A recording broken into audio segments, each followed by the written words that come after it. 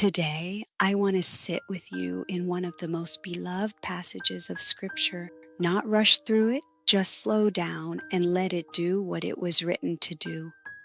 Psalm 23, you've probably heard it 100 times, but I want you to hear it fresh this morning, like the first time. Because here is something most people don't know about this psalm. David didn't write it from a palace. He didn't write it as theology. He wrote it from the raw pages of his own survival story. Before David was a king, he was a shepherd, a real one. He spent years alone in the fields with nothing but a sling and his faith. He fought off lions with his hands. He wrestled bears. He slept in caves and walked through dark valleys. So when David writes, "The Lord is my shepherd," he is not reaching for a poetic metaphor. He knows exactly what a shepherd does. He has lived it. He has bled for it. Every single word of this psalm comes from a man who understood shepherding from the inside out, and that is what makes it so powerful. This is not a sentimental verse for hard times. This is a warrior's declaration. A testimony written by someone who knew both what it meant to tend sheep and what it meant to desperately need a shepherd himself. That is who wrote this, and that is why every word of it matters. Psalm 23, let's hear it fresh this morning. He makes me lie down in green pastures. He leads me beside quiet waters. He makes me lie down.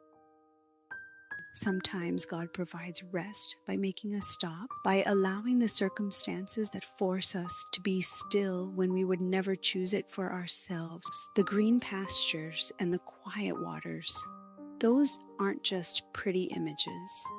They're the places of restoration, the places where depleted things are refilled, where exhausted things are renewed. Maybe that's exactly where you are right now. Maybe what looks like a forced pause is actually God preparing a table for your soul. He restores my soul. He guides me along the right paths for His name's sake. 3 words that carry so much. He restores. Not you restore yourself through enough willpower, enough self-care, enough trying harder. He restores. It is His work, His initiative, His gift. And soul, not just your emotions, not just your energy, but the deepest part of you. The part that gets tired in ways that sleep can't fix. The part that needs something more than a day off or a vacation. He reaches into that place and He restores it, and then He guides. Not just restores and leaves you there. He puts you back on the right path. He brings you back to where you were meant to be going for His name's sake, because it is His nature to shepherd. It is who He is. Even though I walk through the darkest valley, I will fear no evil, for you are with me. Your rod and your staff, they comfort me. This is the verse that changes the whole psalm, because up to here, everything has been green pastures and quiet waters. And then, the darkest valley. David does not pretend the dark valley does not exist. He walks through it, but he walks through it without fear. Not because the valley is not dark, because the shepherd is in it with him. Your rod and your staff, they comfort me. The rod protects. The staff guides and steadies and pulls you back when you start to slip. The shepherd does not disappear when the valley gets hard. He gets closer. He uses every tool He has to keep you safe and moving forward.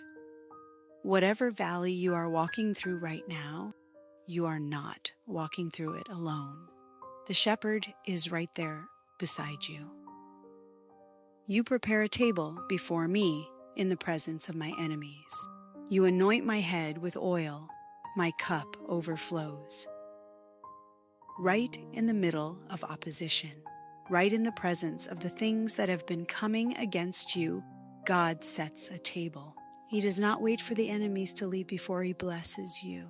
He blesses you right in front of them, and He anoints your head with oil. That is the language of being chosen, being set apart, being honored. God looks at you in your valley, in your hard season, in your ordinary and perfect life, and He anoints you. He says, "You are mine, and I am proud of you, and I am setting you apart for something." My cup overflows, not just filled to the rim, overflowing. God's blessing does not measure out exactly what is needed and stop there. It exceeds. It runs over the edges.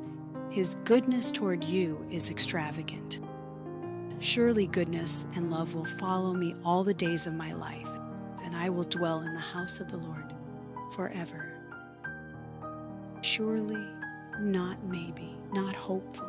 Surely, the goodness of God and His unfailing love are not waiting for you to catch up to them. They are following you, pursuing you, chasing you through every season, the good ones and the hard ones, through the green pastures and through the dark valleys, through the ordinary days and the impossible ones. His goodness and love are behind you and ahead of you and right beside you every single day for the rest of your life and into eternity. That is the whole psalm. That is the whole story of what it means to be a sheep tended by this shepherd. Rest, restoration, guidance, presence in the darkness, goodness and love pursuing you all the days of your life. This is what you woke up to this morning. This is who is tending you today. I want to ask you something before we pray. What part of your soul needs restoring today? Maybe it's your hope. It's gotten thin after a long season of hard things. Maybe it's your joy. It's been crowded out by worry and responsibility. Maybe it's your sense of self. You've poured so much into others that you've lost track of who you are when nobody needs anything from you. Bring that to Him this morning. Specifically, He is the shepherd, and this is what shepherds do. They restore.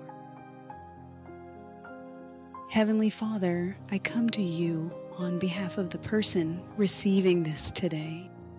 You see exactly what they are carrying. You know which part of their soul has been depleted. You know what season they are in, whether it is a quiet one or a hard one, or one that has simply gone on too long without rest. Lord God, I ask you to do what only you can do. Restore the soul, not the surface level version, the deep kind, the kind that reaches the places that sleep cannot touch and busyness cannot fix. Heavenly Father, be the shepherd today. Lead them beside quiet waters. Make them lie down in the green pasture, even if that means allowing a stillness they would not have chosen for themselves. Let them feel the difference between striving and being tended, between holding everything together and being held. Lord God, restore the hope that has gotten thin. Restore the joy that has been crowded out. Restore the sense of self that has been poured out into everyone else. Bring back what has been depleted. Fill what has been emptied. Renew what has been worn down. Lord God, for the one walking through the dark valley right now, be close beside them. Let them feel the rod and the staff. Let the presence of the shepherd in the valley be more real than the darkness of the valley itself. Let them walk through it without fear because you are with them. Thank you for being the good shepherd who laid down his life so that we could truly live. We receive that life today. We receive that restoration. We receive the green pastures and the quiet waters and the soul-deep rest that only you give. In the precious name of Jesus, amen. If your soul needs restoring today, just drop, "Restore me, Lord," in the comments. He hears it. And share this with someone who is depleted right now. someone who needs to be reminded that the Good Shepherd is still tending them. I'll see you next time. He restores. That's just who he is.